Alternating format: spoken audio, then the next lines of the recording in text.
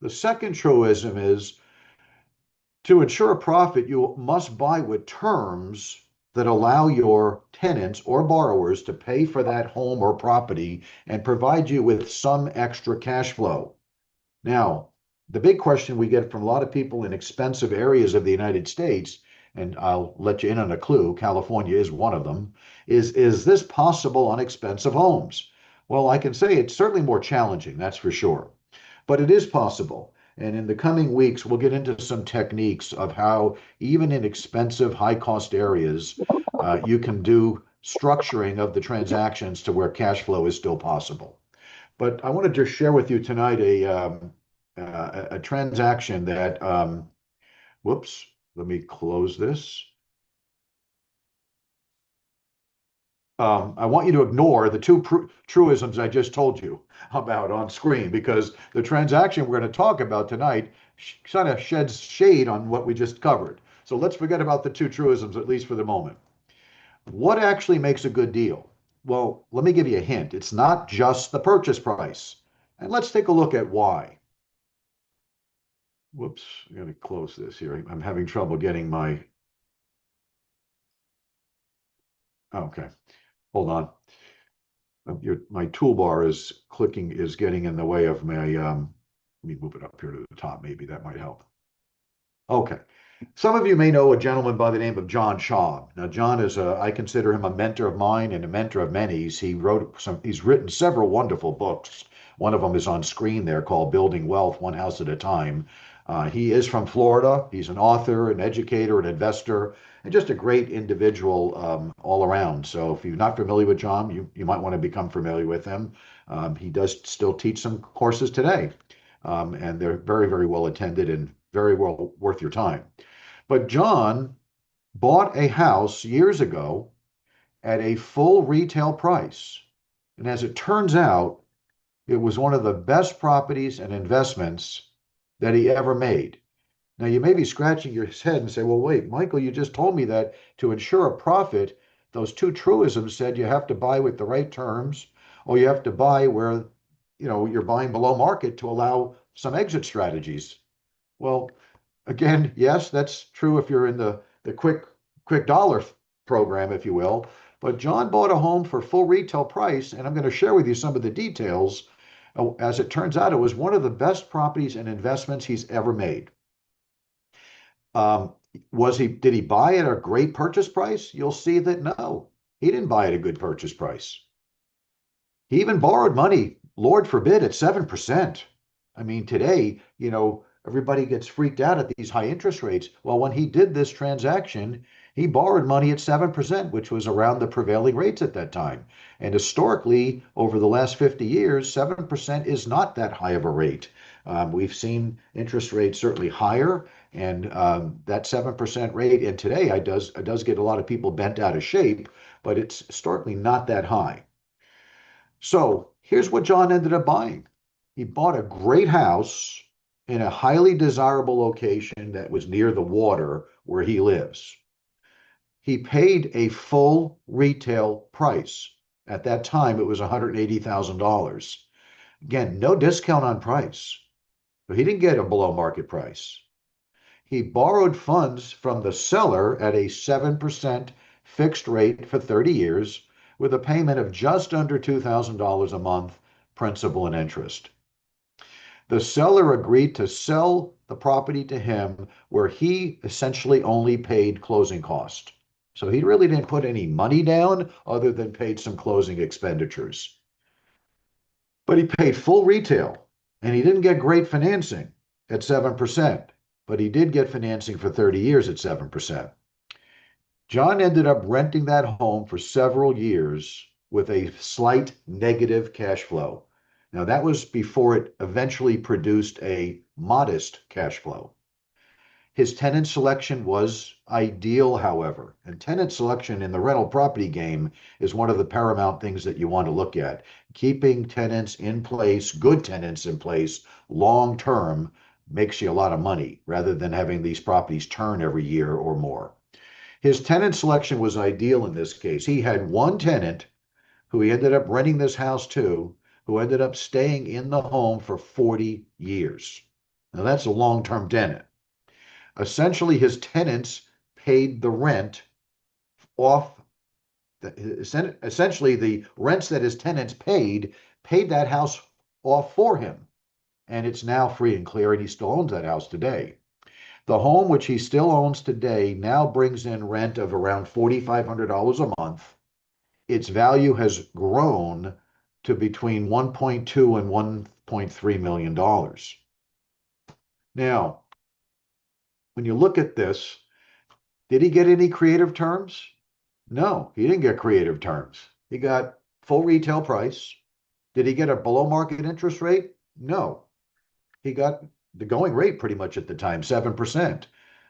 Did he get a good tenant in the property? Or yes, he did. He got a great tenant. He got a tenant that ended up staying there for many, many years and ended up paying off the home for him by paying the rent.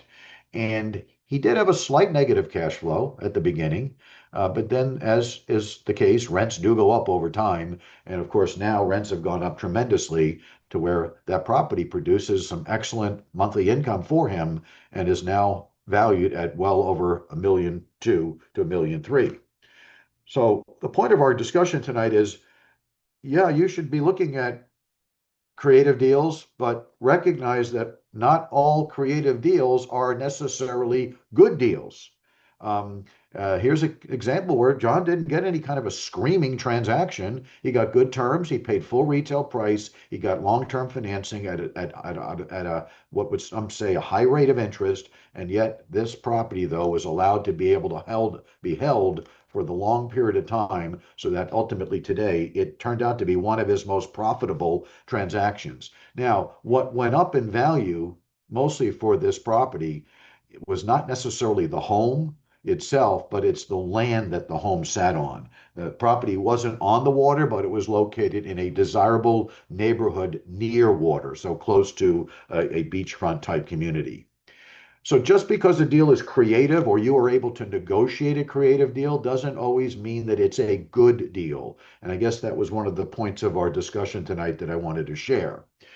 So with that being said, um, we want to open it up for any questions you may have on what John did or what you're involved in or what you may be working on.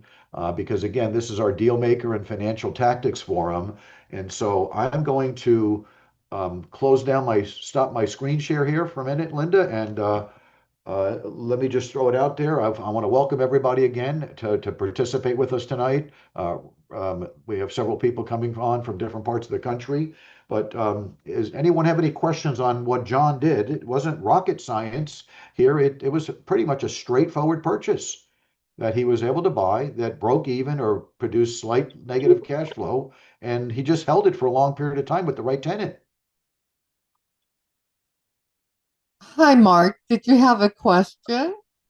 Not so much a question, but I think this example really brings up an important point that a lot of people and a lot of gurus are trying to point out all of these special ways of doing things, and really at the end of the day, just buying a simple property at a correct price, without a lot of magic, if you are willing to stay in there over time and maybe feed a little bit of a deficit in the early years, that's the traditional way that people have gotten very wealthy in real estate. And it would be nice for people to remember that as you're listening to all of the get rich quick in real estate gurus.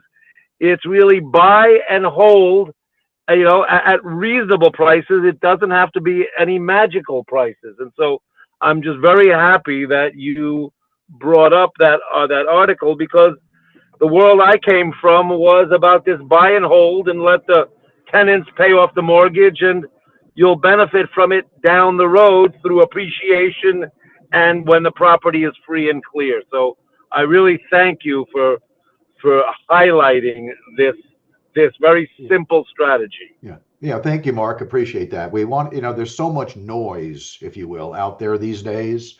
And yeah, there are a lot of ways that you can creatively acquire property or divest yourself from property ownership. But I think you're right. The basics are that if you've got a good asset in a good location and it's being paid for by your rents coming in from your tenants, that may not have a lot uh, of fluff associated with it, but it could be a very good transaction.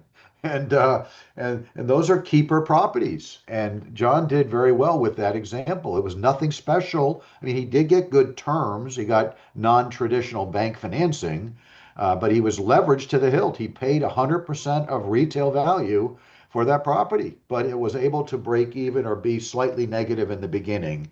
But he also chose a very good location. So thank you for sharing that. And you're right, nothing sexy about this, very straightforward. A lot of times, again, we go to YouTube University and we see all of these permutations of ways you can do transactions, and some of them are very applicable.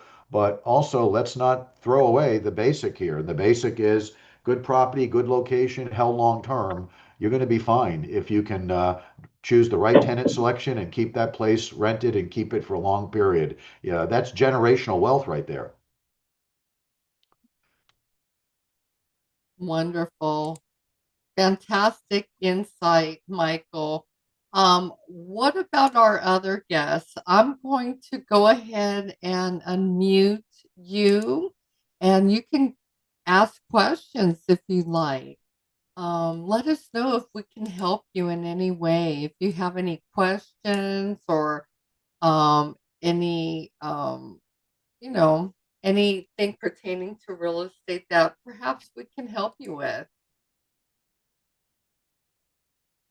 Yeah, yeah, this is your time. If you have a transaction that's puzzling to you, or you like some guidance, or want to get an opinion from myself or anybody else that's on with us today, by all means, you can unmute, you can ask away.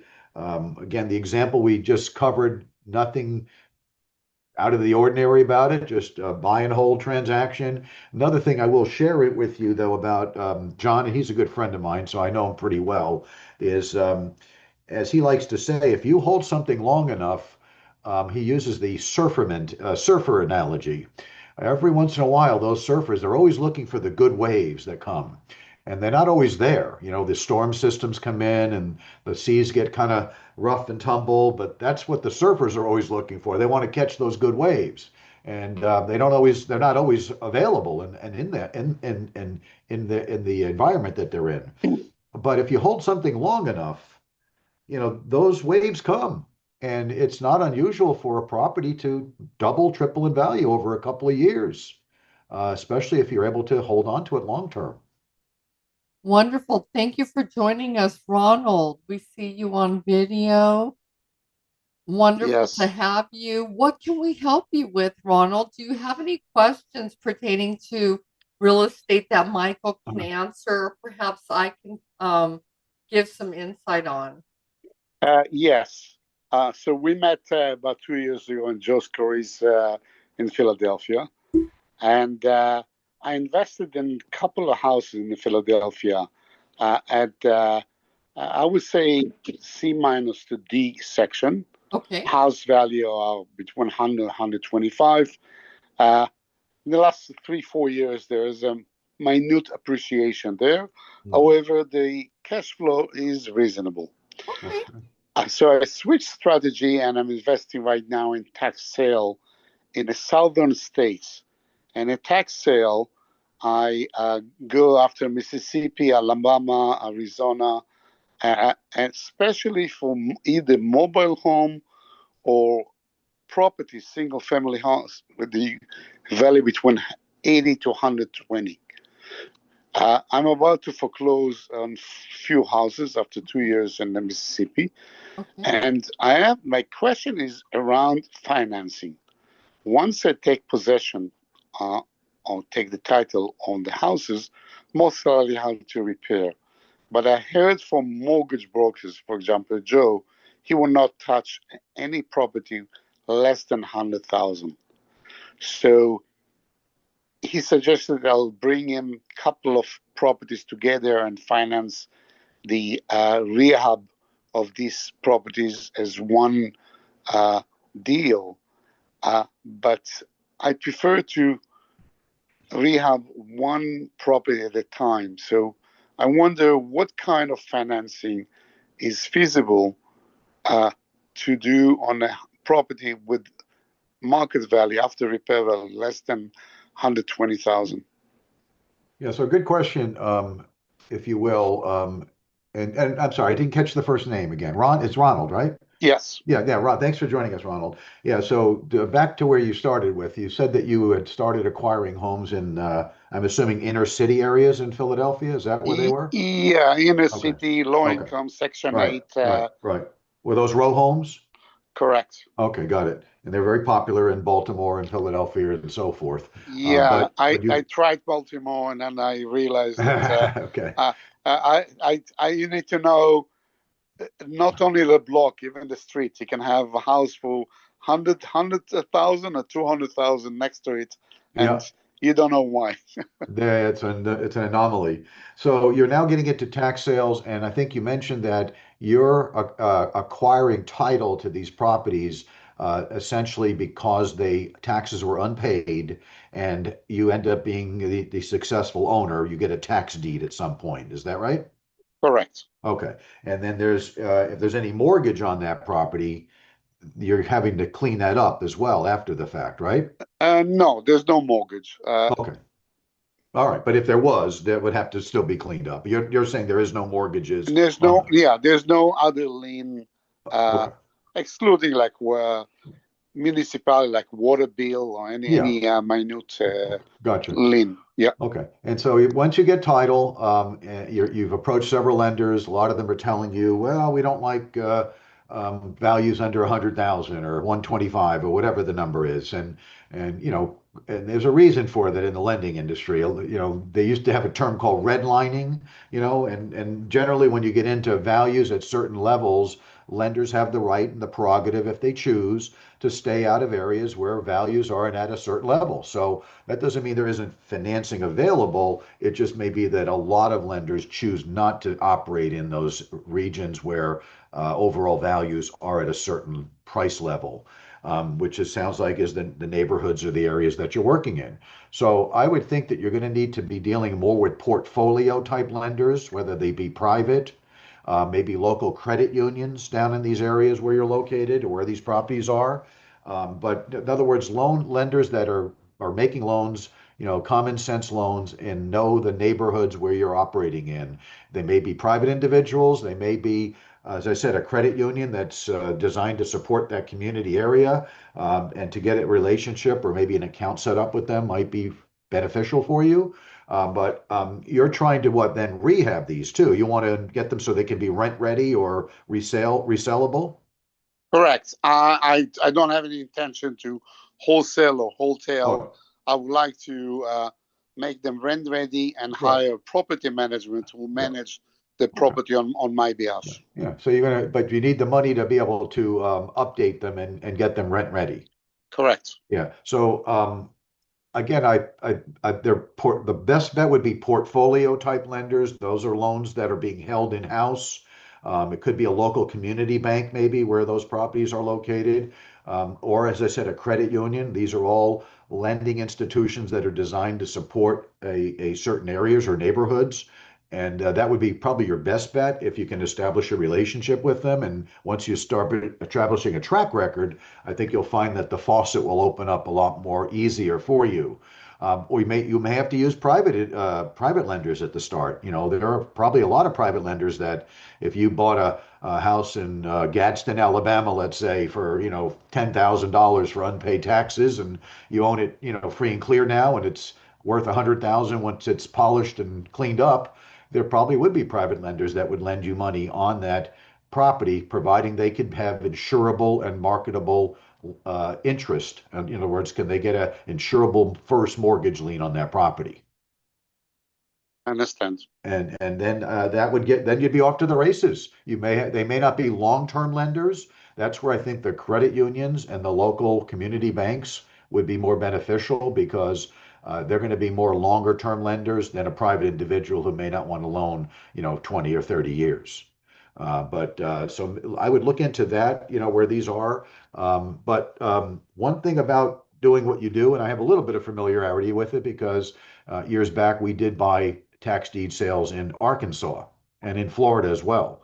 And sometimes we did have to clean up title after the fact because there are lingering issues, sometimes involving quiet title suits. In Alabama, correct me if I'm wrong, but I believe you do have a rescission period also after a property is taken back. Is that correct? Yes, yeah. Usually there is a Redemption period, I guess, is what I'm redemption talking about. period. Yeah, Yeah. there is Yes, a redemption redemption rights. period. Yeah. Yeah. Yeah. So a lot of lenders may not be willing or wanting to lend on a property where you may have title now, but the prior owner could come back and redeem it within a year or whatever the timeline and time frame is. That could be another issue that you may have to overcome. I hear you. But it sounds like Can an I interesting try? program. Yeah, go ahead, jump in. Can I chime in about, a long time ago I did these tax sales. So so how much did you pay for these? How much did you end up paying for these houses? Well, it's not only the payment of the tax. In Arizona, there's a 3 years redemption period. So I don't only pay for the first year, I pay 3 years in a row, and only then I can foreclose. In Mississippi, it's a 2 years. So I have to pay 2 consecutive years. And then the average is can be the house of 120,000. The taxes are can go up to between 700 to 1,200. No, that was not my question. My question is, how much did each house cost you to buy the tax lien? Okay, the tax lien, I pay only for the delinquent tax lien and the consequent years. Yes, I'm very well aware of that. But I'm asking you, on a house that's worth $100,000 possibly, how much did you take out of your pocket? Okay, so in Mississippi and Arizona, Alabama, the annual tax on $100,000 No, I'm not house. asking. Excuse me, I'm not asking about the tax. Those are small things. I am asking you for one given house that you own, how much did you have to take out of your bank in order to control that house? Okay, so I know, inclusive of any foreclosure to the lawyer, foreclosure fees, and the yeah. service. Are you talking about Just, all the yeah, let me just jump in here for a minute. Let's give him a chance here, Mark. But let's just give us an example, for instance. In other words, what Mark is asking you is you're in a limbo situation right now. You're paying the prior year's taxes, and eventually you may go for a tax deed. It takes time to do that sometimes. But let's assume that you've done one of those or you're about to do one. Just give us an idea of where you envision that you're going to be in, whether it be 2 or 3 years of paying the taxes, and then you end up getting the tax deed for that property, $100,000 home. It will cost me between 5 to 8 grand. Okay. At the end, inclusive of all costs. Okay. So under 10 grand, maybe an example, right? Okay. Correct. Yeah. Now it's Okay. you're talking about an average only So 3% of the the house deal. that you redeem.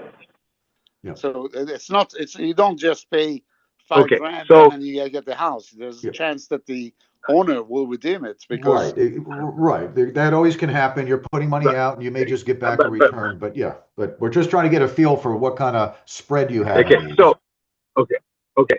So you've paid $10,000. I mean, I'm going to tell you how I've seen this area. You're in a very special area.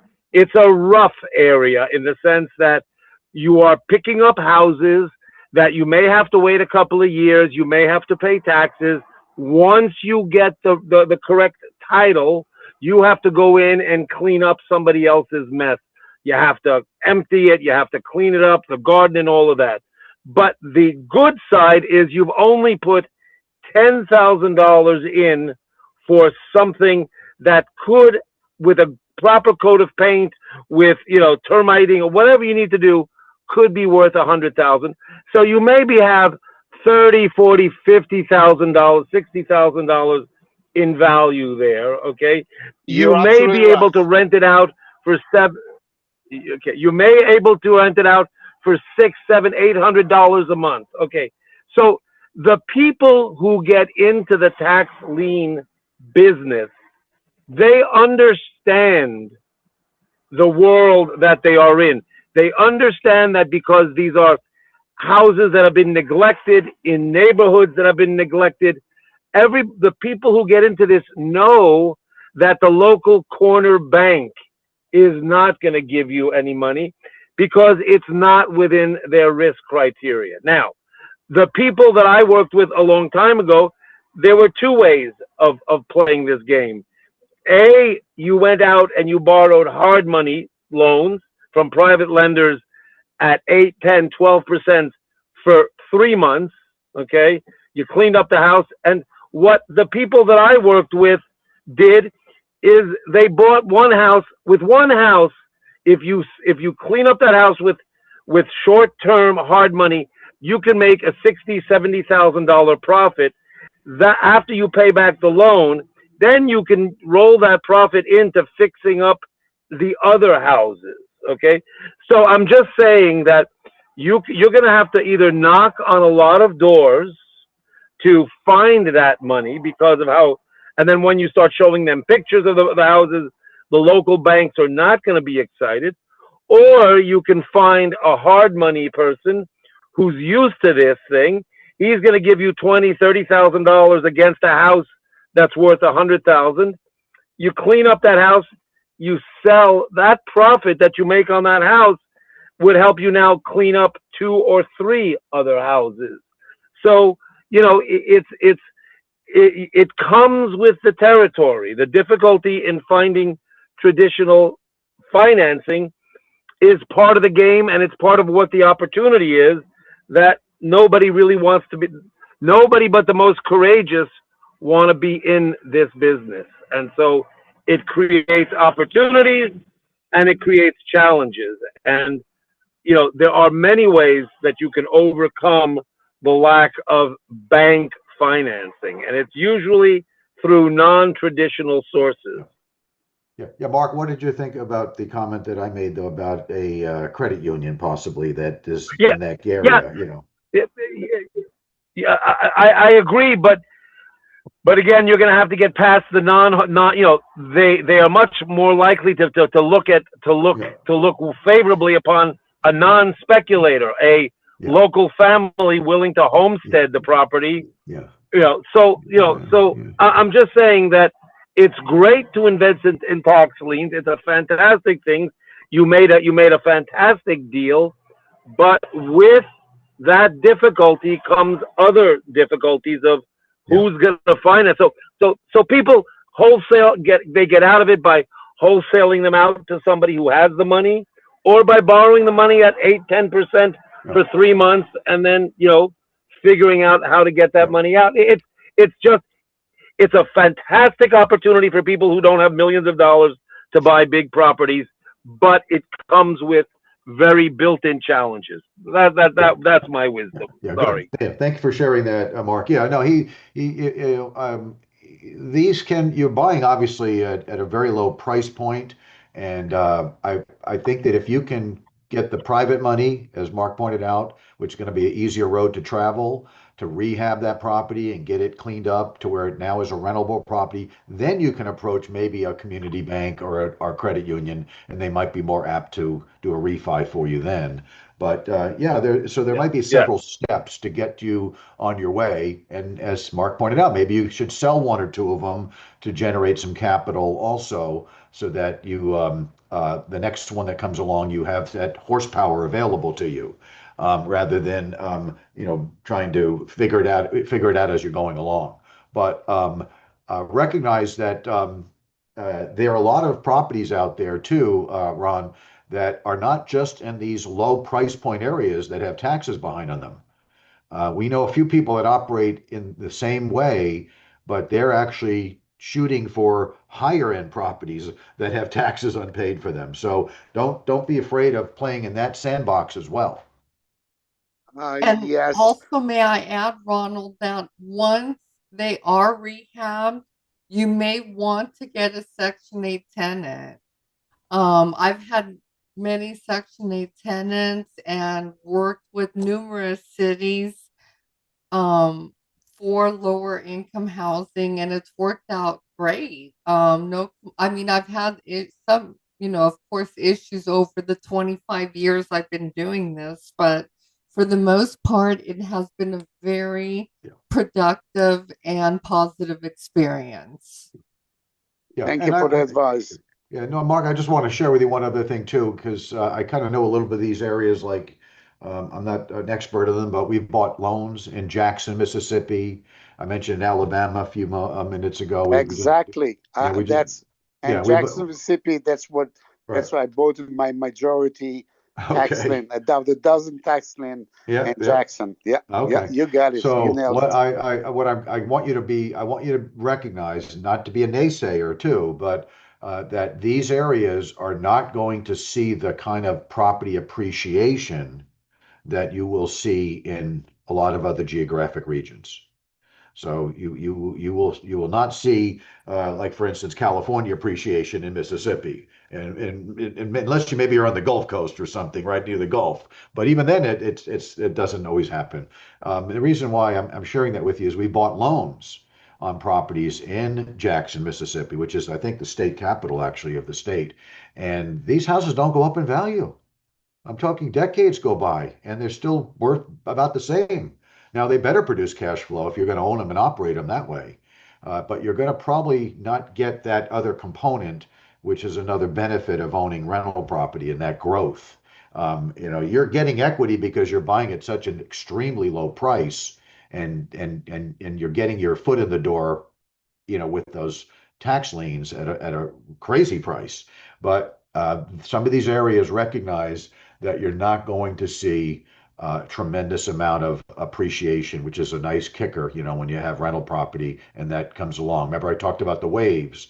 The waves don't seem to happen too often with the appreciation in some of these geographic areas. So recognize that. And I just will share with you one story again about the late Jack Miller. Some of us may know Jack Miller on this call, but Jack Miller bought, I believe he exchanged into about 25 or 27 houses in Gulfport, I think it was Gulfport, Mississippi. And he sold a property in Florida and was looking to exchange, so he didn't have to pay taxes. So he exchanged into these rental houses, which are all in Mississippi, and owned them for about 25 years. And they were being managed by somebody in that market. And all of a sudden, the manager passed away and his rents went up. And he's like, how did that happen? How can my rents go up when the manager was managing for me for all these years? Well, turns out his manager wasn't doing a great job for him. And maybe it may have been stealing from him. But the moral of the story is those homes that he bought 25 years earlier virtually didn't appreciate at all. He probably could have sold them for about what he paid for them. They just were not in an area where, at least at that time, there was a lot of price growth happening. So just recognize that if you're going to operate in some of those type of geographic regions. Also, Ronald, I would like to let you know that we have a great source in Jackson, Mississippi. I actually know one of the top real estate investors in Jackson, Mississippi. They've owned hundreds and hundreds of houses. So if you need help, we can connect you with her. Thank And you. she runs a family company. It's a family business. They also do rentals. They own 250 houses in their portfolio in Okay. Jackson, Mississippi. And Yeah. they also have a property management company. They buy and sell properties. They rehab properties. They're a great source. And if Thanks. you'd like, I'd be more than Yeah. happy to connect you with her. We actually She came with us to our Philadelphia event. For the first event we had in Philly, she was there promoting the Jackson, Mississippi properties. And we also have a very knowledgeable person that deals with tax liens in Arizona, Texas, and other markets. So if you need help with that, we also have a referral for you. Yeah, are you talking about Ken? Yes. Yes, I know him. Yeah. Have you attended his online virtual session? Yes. Good, good, wonderful. And we also have a tax lien sales specialist for the state of Texas as well, Arnie Abramson, who's been doing tax liens in Texas for about 35 years. Awesome. Okay, good to Great know. idea. All right. Anyone else working on something that they are puzzled by, bewildered, just would like to get another opinion for whatever it's worth? Please chime in if you would. Again, thank you for sharing your story there, Ronald. Appreciate that.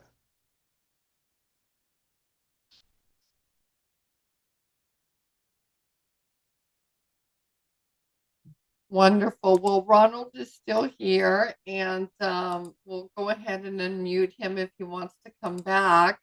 I do see another person on the call, Sanjal. I'm sorry if I'm butchering your name, but if you'd like to chime in and ask us a question or, um, if you have any comments, let us know. You can also chat as well if you would rather not be on the mic. Yeah, you can tell us where you're visiting us from as well. Yeah, please let us know. We would love to know where you're joining us from. Now, Ronald is in Philadelphia, and then Mark is in Santa Barbara. I'm not sure where the other guests are joining us from, but we would love to know. That way we can, see if we can. Oh, okay. Thank you so much. Sanjal is joining us from Northern California. So, since you're in Northern California, please be on the lookout for information from Michael about his club, the Bay Area Wealth Builders. He is in Northern California, and if you're up there, that's a great place to go and network and learn in person. Yes, tell us what part of the state are you from, Sanyal? What you said, NorCal. What are you talking, Sacramento or the Bay Area or what? You can chat. You can go in the chat room, or you can unmute yourself if you want. Yes, he is unmuted already, so you Okay. can you Oh, can go Central ahead and Valley, go he's on the saying. mic. Okay, I But see it. okay, Yeah. Central Valley, You're perfect. not, you see, you're sort of near us, but yeah, I put our information up earlier about our BAWB group. So we do have actually some folks that do travel from San Jose and actually Atwater that come to our meetings. So please do check us out. But glad to have you join us here.